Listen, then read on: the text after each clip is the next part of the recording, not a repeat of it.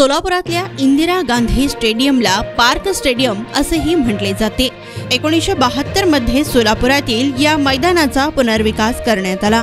या मैदानावर आतापर्यंत लिस्ट ए क्रिकेटचे 10 सामने झालेले आहेत व इंदिरा गांधी स्टेडियमची प्रेक्षक क्षमता ही 30,000 इतकी आहे। न्यूझीलंड मध्ये असतात त्या पद्धतीने हे मोकळे मैदान आहे। स्टँडला कोणताही रूफ लावलेले नाहीये। देशाच्या चौथ्या पंतप्रधान इंदिरा गांधी यांच्या नावाने या स्टेडियमचे नामकरण करण्यात आले, तर असे आहे इंदिरा गांधी स्टेडियम। सोलापूर शहरातल्या मध्यवर्ती भागात असलेलं हे इंदिरा गांधी स्टेडियम सोलापूरची ओळख असलेल्या या स्टेडियमची प्रशासकीय अनास्थेमुळे दुरावस्था झाली होती। त्यामुळे क्रिकेटऐवजी या ठिकाणी केवळ राजकीय सभाच होऊ लागल्या होत्या। मात्र स्मार्ट सिटी योजनेअंतर्गत या स्टेडियमचे रूपडे पालटण्यात आले असून 22,000 स्क्वेअर मीटर इतके मैदानाचे क्षेत्रफळ मुंबईतल्या प्रसिद्ध वानखेडे स्टेडियमपेक्षा जास्त क्षेत्रफळ असलेले हे मैदान आहे।